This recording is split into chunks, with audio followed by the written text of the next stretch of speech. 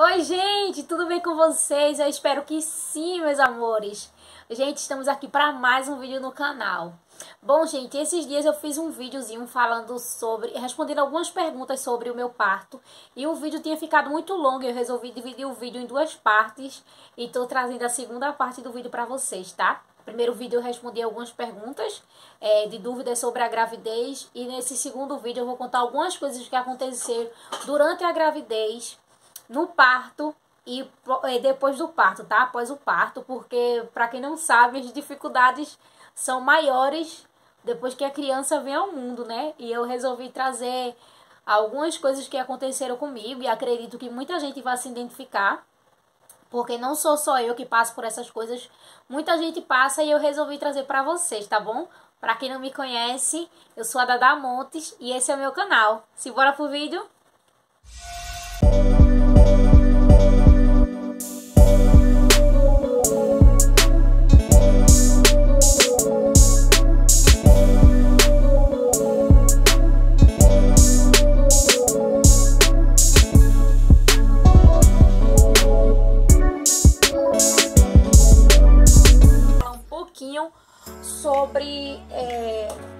Sobre o processo da gravidez. Eu vou usar essas perguntinhas pra mim, assim, tá pegando tópicos, tá, gente? Pra não me estender muito aqui, porque quando o assunto é falar sobre o que eu passei na gravidez, eu evito muito falar, mas quando eu falo também, eu falo pelos cotovelos. Então, eu vou usar alguns tópicos aqui e vou falar pra vocês. Como a pergunta número 1 foi com quantos anos você engravidou, eu falei aqui com 14 anos. E assim, gente, foi uma época muito difícil. Mas por que foi difícil? Porque, assim, quando a maioria das pessoas que eu vejo, quando uma adolescente engravida, tem todo um preconceito. Tem todo um preconceito, não é a questão só da dificuldade que a pessoa já passa em si. É a questão da dificuldade que você tem que lidar com o preconceito das pessoas por fora. Porque o que é que acontece? Eu falo por mim, eu tinha várias amigas que viviam na minha casa, tinha vários amigos que eu vivia na casa delas. E assim, quando eu engravidei, quando souberam que eu estava grávida, a única que não me rejeitou foi uma.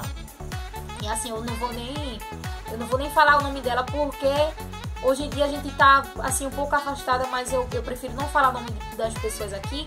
Mas a única que não me rejeitou foi uma, a única que não me rejeitou foi as únicas pessoas que, assim, do meu ciclo de amizade, as únicas pessoas que não me rejeitaram foram os parentes dela, muito pelo contrário.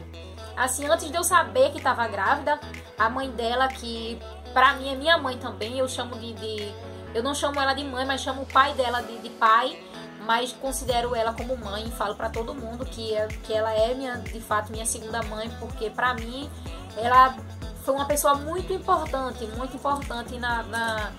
no meu processo de aceitação, sabe, da gravidez e da aceitação depois que ela nasceu, da aceitação que era mãe nova e tal. E o que acontece? Antes de eu saber que estava grávida, ela já sabia e ela falou pra mim assim, Dada, tu tá grávida? Aí eu disse assim, eu cheguei na casa dela com o desejo de comer lasanha e ela correu pra fazer a lasanha pra mim. Eu sempre que chegava na casa dela eu gostava de comer peixe, nesse dia eu pedi lasanha. E ela correu pra fazer pra mim, assim que eu comi eu passei mal. Aí ela disse a mim que eu tava grávida e eu falando que não, que... Gente, era uma coisa tão absurda pra mim que muitos podem dizer assim, ah, você não era nenhuma criancinha, você tinha 14 anos, tem entendimento. Gente, pode parecer mentira, mas não, eu não sabia o que era que estava acontecendo. Eu, quando engravidei, eu ainda brincava de boneca. E assim, pra mim não foi totalmente absurdo, não foi uma pessoa que se aproveitou de mim porque a pessoa era tão nova quanto eu e a pessoa... Eu não falei pra pessoa o que estava sentindo e assim, a pessoa não teve meio que culpa, sabe? Por ser tão novo quanto eu, só aproveitou a situação. Mas acredito que se fosse hoje, eu tivesse falado alguma coisa, a pessoa teria feito totalmente diferente, sabe? E assim... E quando ela disse a mim, tu tá grávida, pra mim, aquilo ali era absurdo, né? Era como se tivesse me desejando um mal. Que na época eu pensava assim. E, assim, é dessas coisas que eu tô falando sobre preconceito, porque aconteceu assim, as pessoas se afastaram, as pessoas começaram a me olhar estranho, eu não saía de dentro de casa, eu quando saía eu escutava muita graça, eu ainda estudava, ainda estava no ensino médio, e assim, eu tive preconceito, passei por preconceito também na escola, eu sempre escutava professores assim, meio que puxando minha orelha, mas falando de uma forma pejorativa, e não todos, tá, gente? E isso foi muito difícil pra mim, mas assim, o processo de afastamento do meu ciclo de amizade foi muito difícil. E era aquela coisa, quando tava grávida, os que tinham ficado, os poucos que tinham ficado, era aquela coisa, não sei se vocês escutam muito essa frase, titia já ama, titia cuida, que não sei o que, gente. Era tanta gente, tantas titias que ela tinha, mas quando ela de fato nasceu, uma, duas foi na minha casa e o resto se afastaram, sabe? Muitas disseram a mim que as mães não queriam junto comigo, muitas não falaram nada, simplesmente quando eu chegava no lugar, saía do lugar, se afastaram de uma maneira que, é por isso que eu falo, a pessoa tem que estar preparada para lidar não só com o processo de depois que a criança nascer e todo o cuidado de tudo que uma criança precisa, mas também já no processo quando você sabe que está grávida, você já começa a passar pelo processo. E a questão depois, né, assim, de outros traumas, que minha cirurgia foi uma coisa muito difícil, eu passei por, assim, minha mãe me levou para vários hospitais, porque eu sentia muita dor. No começo da gravidez, não. No começo da gravidez, eu nem sabia. Eu vim saber que estava grávida. Eu estava com quase 4 meses. E porque de tantas pessoas apontarem que eu estava grávida, eu não sentia nada. Até que eu vou falar para vocês aqui como foi uma coisa assim, bem estranha de descobrir uma gravidez. De tantas pessoas me apontarem na rua, dizer assim, tu tá grávida, tá com cara de grávida e tal. Eu com 14 anos, e eu lá sabia o que era cara de grávida, eu lá entendia o que era porque as pessoas estavam falando. Eu sempre fui gordinha, sempre tive a barriga grande, e assim, eu não notava diferença no meu corpo. Até que de tantas pessoas falarem, uma certa vez eu fui tomar banho e apertei meus seios, e saiu aquela, eu não sei como é que chama, aquele negocinho que sai antes de sair o leite, né? E quando saiu aquilo ali, pra mim foi um baque. Foi assim que eu ainda não queria aceitar, não queria botar na cabeça que tava grávida e tal. Mas assim, foi quando eu comecei a amadurecer a ideia de que tava grávida. E aí já começaram os perrengues, já começaram assim a dificuldade. Eu já comecei com a rejeição antes mesmo de ter certeza. E depois que eu tive a certeza, que eu comecei a passar por pré-natal, eu desisti do pré-natal, porque também passei por coisas no pré-natal, assim, como era uma gravidez de alto risco, eu tive que ser transferida, assim, meu pré-natal teve que ser transferido do posto de saúde aqui próximo de casa para um hospital maior, e quando eu cheguei lá, o médico, assim, me tratou de uma forma tão ruim, que eu cheguei em casa e disse, minha mãe, eu não vou mais pro pré-natal não. Minha mãe disse, não, mas você não pode desistir não, que não sei o que. E eu não fiz, eu não tá aqui, mas eu vou pegar pra vocês o meu cartão aqui do pré-natal, vou mostrar pra vocês. Pra vocês terem, assim, ideia do que eu tô falando, que eu guardo, tá, gente? Tá aqui, ó. Não sei se dá pra vocês verem meu nomezinho aqui. E eu vou mostrar pra vocês aqui que eu não tô mentindo. Meu cartão é quase limpo, ó. Quase limpo, tá vendo? Só tem aqui umas consultazinhas marcadas aqui, pelo fato do médico ter me tratado mal. E assim, eu falei, as pessoas não acreditaram. E depois teve uma vizinha que tinha passado por esse médico e ele também tratou ela mal. Não era grávida, era outra situação. E quando eu cheguei em casa, eu disse, minha mãe, eu não vou mais. E o que acontece? Aconteceu uma coisa assim bem estranha, que no dia que eu fui ter Eloá, do nada esse médico apareceu. Já foi em outro hospital e do nada esse médico apareceu. E quando a doutora estava me consultando para ver se eu iria ficar internada, ela perguntou porque eu não tinha tido o acompanhamento certo do pré-natal, porque eu não fui pro pré-natal. E o povo já pensa assim, ah, é uma adolescente, que não quer, que não se importa, que não tá nem aí, que não sei o que e tal. E não foi isso que aconteceu. Eu deixei de ir pro pré-natal por causa disso. E quando ela questionou, aí eu peguei e falei pra ela, eu disse, eu não vou mais, eu não fui mais, na verdade, né? Eu não fui mais porque ele me tratou mal, assim, expliquei, não lembro o nome do médico, mas expliquei pra ela na época quem tinha sido o médico e onde tinha sido, né? E do nada ela disse assim, tem certeza? Eu disse, tenho. Você tá falando a verdade? E eu disse, tô falando a verdade. Aí ela disse, quer que eu faça uma mágica pra ele aparecer aqui? Eu disse, pode fazer. Aí esse médico apareceu assim na sala da doutora. E eu não sabia que ele era esposo da doutora que estava me atendendo. E ela fez assim, Elida, você fala o que você acabou de falar na frente dele? Eu disse, falo.